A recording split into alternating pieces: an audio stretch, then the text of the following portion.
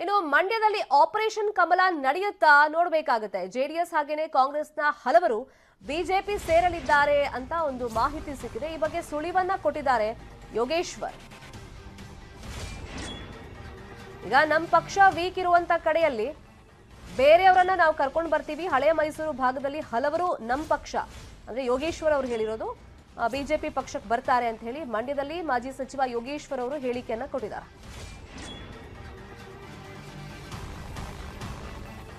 ಇನ್ನು ಸುಮಲತಾ ಅವರು ಕೂಡ ಬಿಜೆಪಿ ಸೇರ್ಪಡೆಗೊಳ್ಳಬಹುದು ಅನ್ನೋ ಒಂದು ಚರ್ಚೆಗಳು ನಡೀತಾ ಇದೆ. ನಾನು ಆಗ್ಲೇ ಹೇಳ್ದಂಗೆ ಫ್ಲೆಕ್ಸ್ಗಳು ರಾರಾಜಿಸ್ತಾ ಇದೆ. ಅಮಿತ್ ಶಾ ಅವರಿಗೆ ಸ್ವಾಗತ ಕೋರುವಂತ ಫ್ಲೆಕ್ಸ್ಗಳಲ್ಲಿ ಮತ್ತೊಂದು ಕಡೆ ನಾಳೆ ಅಮಿತ್ ಶಾ ಅವರನ್ನ ಅವರು ಭೇಟಿ ಮಾಡಬಹುದು, ಆ ಚಾನ್ಸಸ್ ಇದೆ ಅಂತ ಏನ್ ಚರ್ಚೆಗಳಾಗ್ತಾ ಇದೆ. ಅದ್ರ ಬೆನ್ನಲ್ಲೇ ಈಗ ಯೋಗೇಶ್ವರ್ ಅವರ ಹೇಳಿಕೆ ಕೂಡ ಅದಕ್ಕೆ ಪೂರಕ ಅನ್ನೋ ರೀತಿಯಲ್ಲೇ ಇದೆ. ಸಾಕಷ್ಟು ಜನ ಬರ್ತಾರೆ ಜೆಡಿಎಸ್ ಕಾಂಗ್ರೆಸ್ ಇಂದ ಅಂತ ಹೇಳಿದ್ರು, ಪಕ್ಷೇತರರಾಗಿ ಗೆದ್ದಿರೋದು. ಇವರು ಡ್ರ್ಯಾಗನ್ ಫ್ರೂಟ್ ಕೃಷಿ ಮಾಡಿ ಪ್ರತಿ ಎಕರೆಗೆ 1 ವರ್ಷಕ್ಕೆ 12 ಲಕ್ಷ ಸಂಪಾದನೆ ಮಾಡ್ತಾರೆ. ನೀವು ಮಾಡಬೇಕಾ? ಫ್ರೀಡಮ್ ಆಪ್ ಅನ್ನ ಈಗಲೇ ಡೌನ್ಲೋಡ್ ಮಾಡಿ. ಸುಮಲತಾ ಅವರು ಸೊ ಹಾಗಾಗಿ ಈಗ ಬಿಜೆಪಿಗೆ ಅವ್ರ ಸಪೋರ್ಟ್ ಇರುತ್ತಾ ಅಂದ್ರೆ ಅಧಿಕೃತವಾಗಿ ಬಿಜೆಪಿ ಪಕ್ಷ ಸೇರ್ಪಡೆ ಆಗ್ತಾರಾ, ನಾಳೆ ಸೆಪರೇಟ್ ಆಗಿ ಏನಾದ್ರೂ ಅಮಿತ್ ಶಾ ಅವರನ್ನ ಮೀಟ್ ಮಾಡ್ತಾರಾ ಅನ್ನೋದು ನೋಡ್ಬೇಕಾಗತ್ತೆ.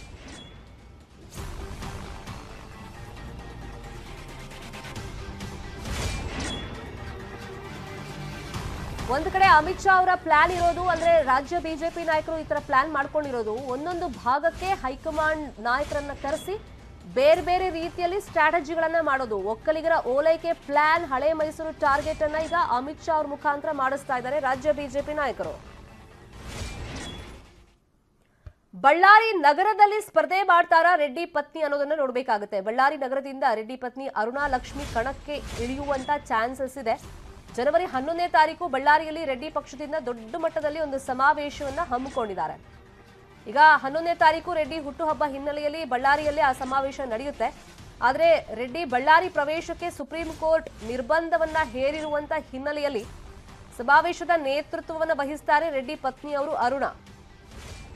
ಈಗ ಸಮಾವೇಶದಲ್ಲೇ ಅರುಣಾಲಕ್ಷ್ಮಿ ಹೆಸರನ್ನ ಘೋಷಣೆ ಮಾಡುವಂತ ಚಾನ್ಸಸ್ ಇದೆ. ಅಂದ್ರೆ ಬಳ್ಳಾರಿ ನಗರದಲ್ಲಿ ಅವರು ಸ್ಪರ್ಧೆಯನ್ನ ಮಾಡ್ತಿದ್ದಾರೆ ಅಂತ ಅಧಿಕೃತವಾಗಿ. ಯಾಕಂದ್ರೆ ರೀಸೆಂಟ್ ಆಗಿ ಅವರೊಂದು ಪ್ರೆಸ್ ಮೀಟ್ ಅನ್ನ ನಡೆಸಿದಾಗ ಹೊಸ ಪಕ್ಷ ಎಲ್ಲ ಘೋಷಣೆ ಮಾಡಿದಂತ ಟೈಮ್ನಲ್ಲಿ ನಿಮ್ಮ ಪತ್ನಿನೂ ರಾಜಕಾರಣಕ್ಕೆ ಬರ್ತಾರಾ ಅಂತ ಪ್ರಶ್ನೆ ಮಾಡಿದಾಗ ಇನ್ ಮುಂದೆ ಅವರು ನನ್ನ ಜೊತೆಗೆ ಸ್ಟ್ರೆಂತ್ ಆಗಿರ್ತಾರೆ, ಜೊತೆಗೆ ಪಕ್ಷ ಬಲವರ್ಧನೆ ಮಾಡ್ತಾರೆ, ಅವರು ಸಕ್ರಿಯ ರಾಜಕಾರಣಕ್ಕೆ ಬರ್ತಾರೆ ಅಂತ ಅವರೊಂದು ಸ್ಟೇಟ್ಮೆಂಟ್ ಕೊಟ್ಟಿದ್ರು.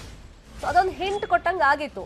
ಈಗ ಎಲ್ಲಿಂದ ಸ್ಪರ್ಧೆ ಮಾಡ್ತಾರೆ ಅಂತ ನೋಡೋದಾದ್ರೆ ಬಳ್ಳಾರಿ ನಗರದಿಂದ ಅವರು ಸ್ಪರ್ಧೆ ಮಾಡುವಂತ ಚಾನ್ಸಸ್ ಇದೆ. ಈ ಬಗ್ಗೆ 11ನೇ ತಾರೀಕು ರೆಡ್ಡಿ ಹುಟ್ಟುಹಬ್ಬದ ಹಿನ್ನೆಲೆಯ ಸಮಾವೇಶ ಆಗುತ್ತಲ್ಲ, ಅಲ್ಲೇ ಅಧಿಕೃತವಾಗಿ ಘೋಷಣೆ ಆಗುವಂತ ಸಾಧ್ಯತೆಗಳಿದೆ ಅಂತ ಚರ್ಚೆಗಳು ನಡೀತಾ ಇದೆ.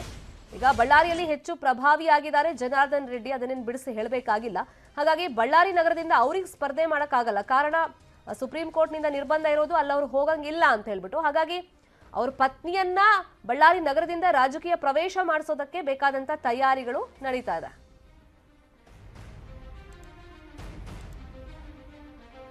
ಇದೇ ವಿಚಾರವಾಗಿ ಮತ್ತಷ್ಟು ಮಾಹಿತಿಯನ್ನು ಕೊಡೋದಕ್ಕೆ ನೇರ ಸಂಪರ್ಕದಲ್ಲಿ ಜಾಯಿನ್ ಆಗಿದ್ದಾರೆ ನಮ್ಮ ರಿಪೋರ್ಟರ್ ಬಸವರಾಜ್. ಸೊ ಸಕ್ರಿಯ ರಾಜಕಾರಣಕ್ಕೆ ಬರ್ತಾರೆ, ನನ್ನ ಬೆನ್ನೆಲುಬಾಗಿ ನಿಲ್ತಾರೆ ಅಂತ ಮೊನ್ನೆ ಪ್ರೆಸ್ ಮೀಟ್ ಅಲ್ಲಿ ರೆಡ್ಡಿ ಅವರು ಹೇಳಿದಾಗಲೇ ಒಂದು ಹಿಂಟ್ ಸಿಕ್ಕಿತ್ತು, ಅವ್ರ ಪತ್ನಿಯನ್ನ ರಾಜಕೀಯ ಅಖಾಡಕ್ಕೆ ಇಳಿಸ್ತಾರೆ ಅಂತ. ಬಟ್ ಎಲ್ಲಿಂದ ಅಂತ ಒಂದಿಷ್ಟು ಕುತೂಹಲ ಇತ್ತು. ಈಗ ಬಳ್ಳಾರಿ ನಗರದಿಂದ ಅಂತ ಮಾಹಿತಿ ಸಿಗ್ತಾ ಇದೆ. ಅದಕ್ಕೆ ಬೇಕಾದಂತ ತಯಾರಿಗಳು ಯಾವ್ಯಾವ ತರ ನಡೀತಾ ಇದೆ ಬಸವರಾಜ್? ಶರ್ಮಿತಾ ಶೆಟ್ಟಿ ಮಾಜಿ ಸಚಿವ ಜನಾರ್ದನ್ ರೆಡ್ಡಿ ಅವರು ಕಲ್ಯಾಣ ರಾಜ್ಯ ಪ್ರಗತಿ ಪಕ್ಷ ಯಾವಾಗ ಘೋಷಣೆ ಮಾಡ್ತಾ ಇದ್ದಂತೆ ತವರು ಜಿಲ್ಲೆ ಆಗಿರ್ತಕ್ಕಂಥ ಬಳ್ಳಾರಿಯಲ್ಲಿ ಒಂದು ರೀತಿಯಲ್ಲಿ ರಾಜಕೀಯ ಚಟುವಟಿಕೆಗಳು ಸಾಕಷ್ಟು ಗರಿಗೆದ್ದಿರ್ತೇವೆ ಅಂತ ಹೇಳ್ಬೋದು.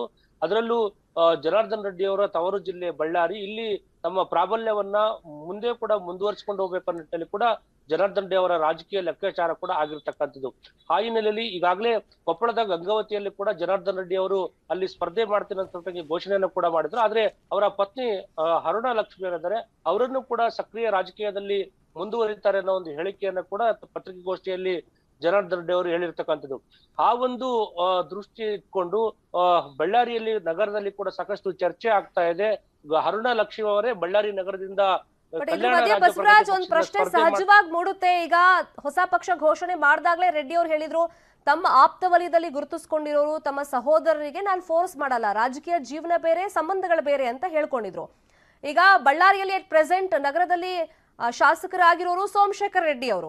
ಈಗ ಅಕಸ್ಮಾತ್ ಸಹೋದರನ ಪತ್ನಿ ನಿಲ್ತಾರೆ ಅಂತ ಅವ್ರೇನಾದ್ರೂ ಹಿಂದೆ ಸರಿಯೋ ಚಾನ್ಸಸ್ ಇದೆಯಾ? ಅದ್ರ ಬಗ್ಗೆ ಯಾವ ತರ ಚರ್ಚೆಗಳಾಗ್ತಿದೆ ಅಲ್ಲಿ?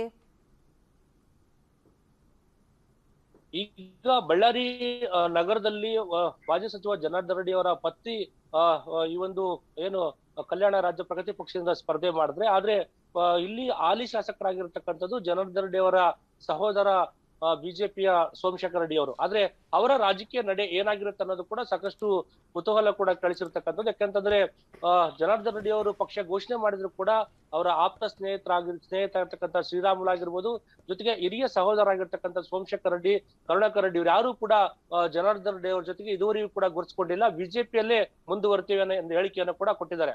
ಆದ್ರೆ ಇನ್ನು ಸರ್ಕಾರದ ಅವಧಿ 4-5 ತಿಂಗಳ ಇರ್ತಕ್ಕಂಥ ಹಿನ್ನೆಲೆಯಲ್ಲಿ ಸೋಮಶೇಖರ್ ರೆಡ್ಡಿ ಅವರು ಯಾವುದೇ ಒಂದು ಸ್ಪಷ್ಟ ಘೋಷಣೆಯನ್ನ ಮಾಡದೆ ಬಿಜೆಪಿಯಲ್ಲೇ ಮುಂದುವರಿತೀವಿ ಅನ್ನೋ ಹೇಳಿಕೆಯನ್ನ ಕೂಡ ಕೊಡ್ತಾ ಇದ್ದಾರೆ. ಆದ್ರೆ ಬಳ್ಳಾರಿಯಲ್ಲಿ ನಡೀತಕ್ಕಂಥ ಚರ್ಚೆಗಳು ಎಲ್ಲೋ ಒಂದು ಕಡೆ ಸೋಮಶೇಖರ್ ರೆಡ್ಡಿ ಅವರೇ ಕ್ಷೇತ್ರವನ್ನ ಜನಾರ್ದನ್ ರೆಡ್ಡಿ ಅವರಿಗೆ ಪತ್ನಿಗೆ ಬಿಟ್ಟು ಕೊಡಬಹುದಾ ಅನ್ನೋ ನಿಟ್ಟಿನಲ್ಲಿ ಕೂಡ ಚರ್ಚೆಗಳು ನಡೀತಾ ಇದೆ. ಒಂದು ವೇಳೆ ಆ ರೀತಿಯ ಕ್ಷೇತ್ರವನ್ನು ಬಿಟ್ಟು ಕೊಟ್ರೆ ಒಂದು ಪ್ರಬಲ ಸ್ಪರ್ಧಿಯಾಗಿ ಅರುಣಾ ಲಕ್ಷ್ಮಿ ಅವರು